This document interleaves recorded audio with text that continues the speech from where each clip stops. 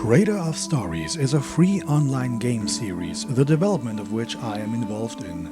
And after I had been working on the game's music and translation, I felt inspired to turn a still from the game, drawn by the game's designer Marek, into a 2D animation, by hand, in Krita. I know, not the best animation tool, but I love Krita. And you know what else was not the best? My animation. It was a little bit bad, but I guess it could be worse. Anyway, I showed it to Marek and he felt inspired. So together we came up with a concept for an intro sequence to the game's 4th chapter. In the first stage, Marek and I discussed what the contents of the intro should be, and so we exchanged ideas for various shots. What you see on the screen right now is a compilation of the final storyboards that Marek had drawn, and which served as the basis for his keyframe sketches and my line art and all the rest. I kinda hate starting with the first shot in the cutscene because it's very simple, not a good first impression, but whatever. So the cutscene begins with a silhouette of a hill and our hero Mio running up that hill. Here you can see what I tend to call the motion sketch, where I play around with simple shapes to sketch out how the various elements should be moving. The more rigid parts are animated first, the more flexible parts like cloth and hair, which move with a delay, are animated second, on separate layers with different colors. Makes it easier to identify and edit them. This first shot we kept super simple, as it is just silhouettes anyway, but the next shot is way more complex. She turns around, looks for her pursuer, the sight of whom scares her and she runs off again. The storyboards for this shot were detailed enough that I could use them as keyframe sketches right away.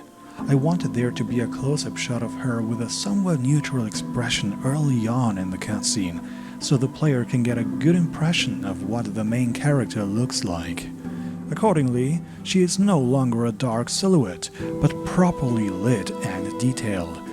And right away, this second shot is a good example of a vertical slice where I can show several noteworthy techniques at once.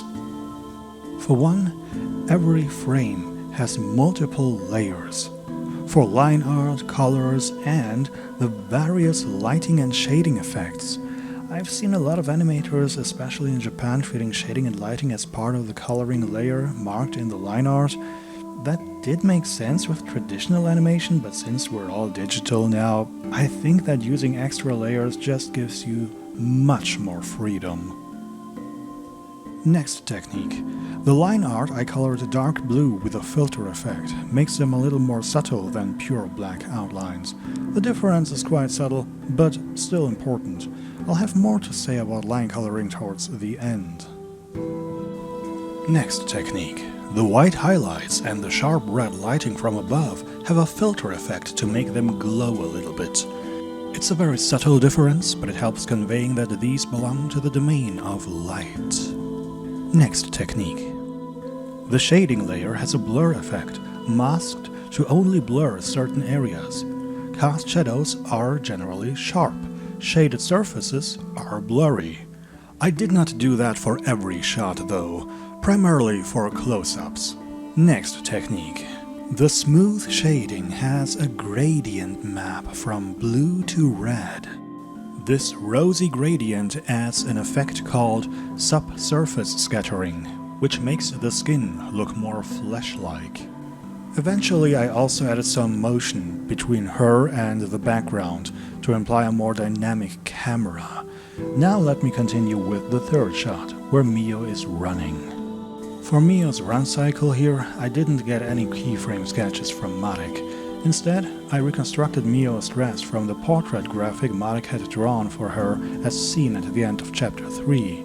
From that, I created a motion sketch.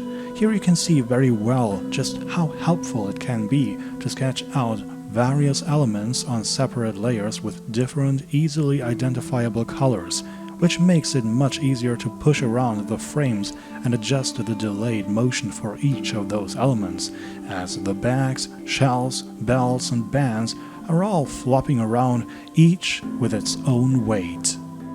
But Mio ran so her pursuer could walk, the villainous goddess Frost, her nemesis.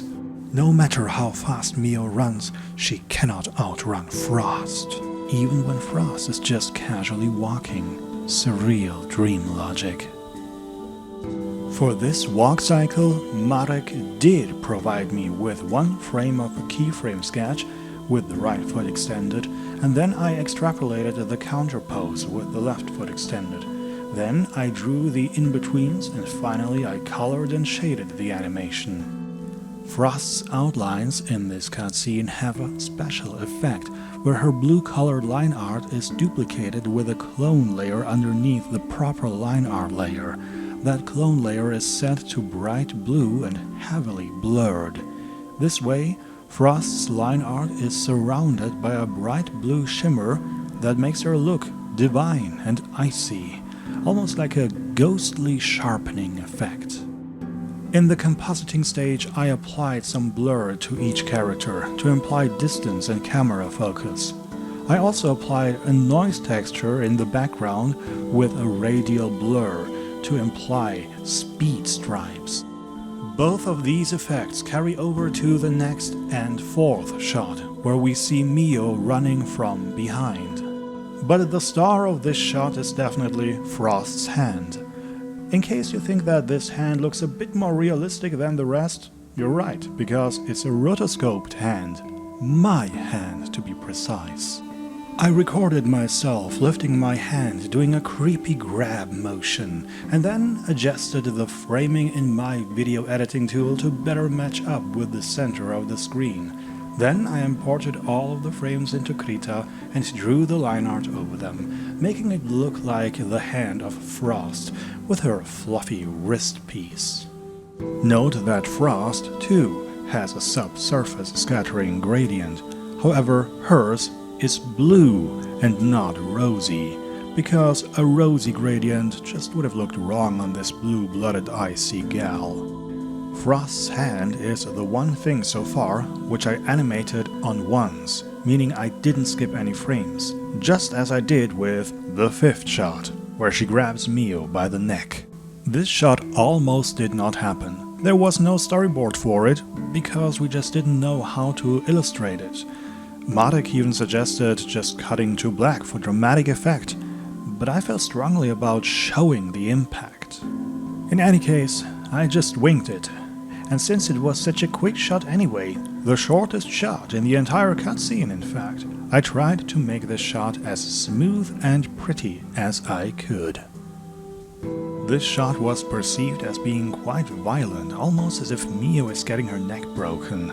But even more so, friends and family called the next shot scary. Here in shot number 6, Frost is pulling Mio up by her neck.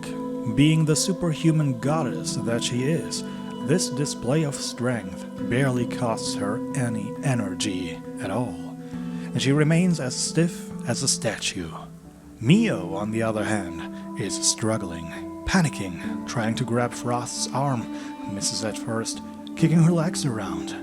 Mio is dynamic and lively, but fragile, while Frost is rigid and a symbol of death, but also of an overpowering strength which Mio rightly fears.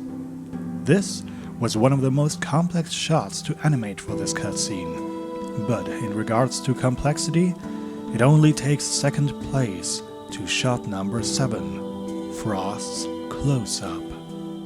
This was one of the first few shots that I began to animate for this cutscene, together with the 2 subsequent ones. It was very difficult for me to make because there are several subtle motions going on independently.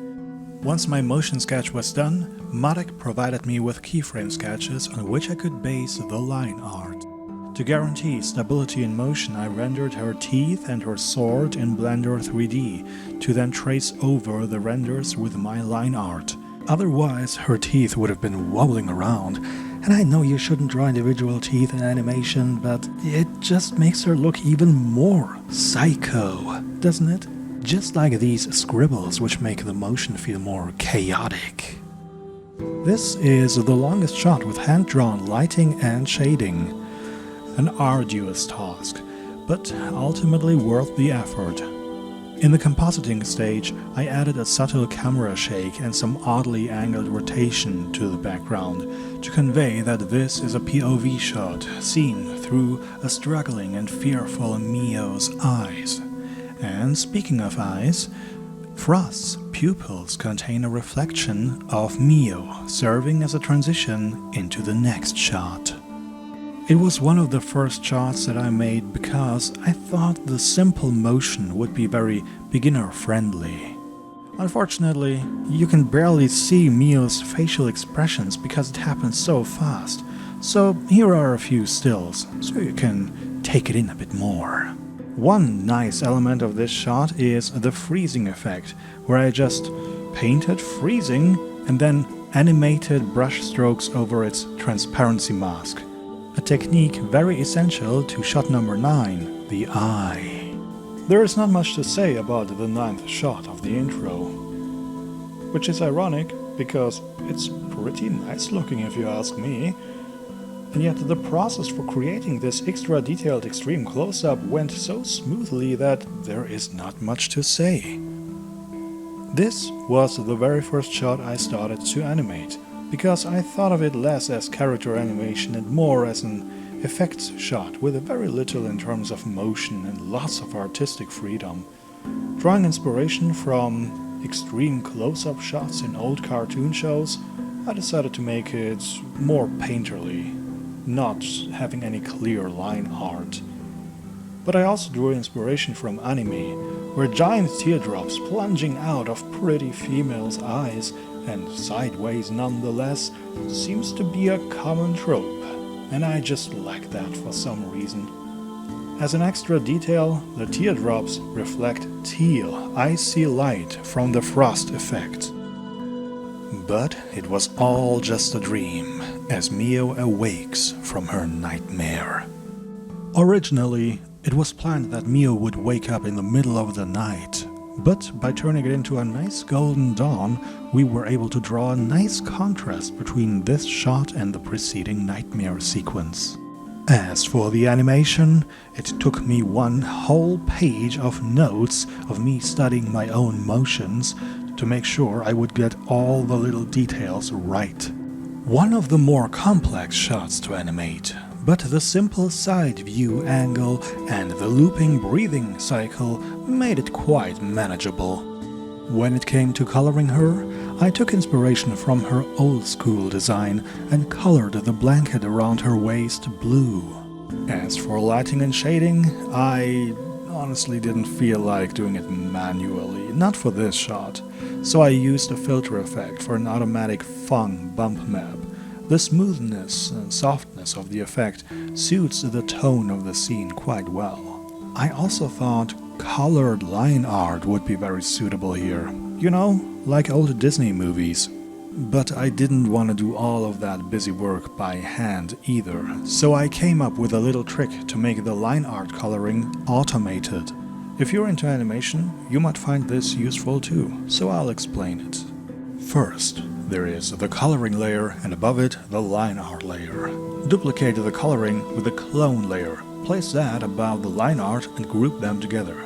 Apply a blur filter to the clone layer to get the color averages where the colors meet. Apply a color adjustment filter and set the alpha channel to a constant 1 so the blurred clone layer reaches the outermost pixels. Set the clone layer to alpha inheritance, effectively merging it with the line art below it in the same group. If we were to combine this with the coloring layer, the line art would be pretty much invisible, but we don't want that. So we lower the opacity of the clone layer to add some of the original line art's black color back into the mix. Combine that with the coloring layer and you get automatically updating line art coloring on all of your animation keyframes. I played with the idea of applying this effect to the entire cutscene, but Marek and I thought dark lines actually fit the tone of a nightmare sequence quite well. As for the final shot's background, I asked Marek to draw it, with only some minor adjustments from me. so that we could get a smooth transition into the game with his graphics. We split it into foreground and background so that we could later apply a parallax effect. And with that, this shot is done, and with it, the entire cutscene. Thank you for your attention. I hope you will enjoy the final product.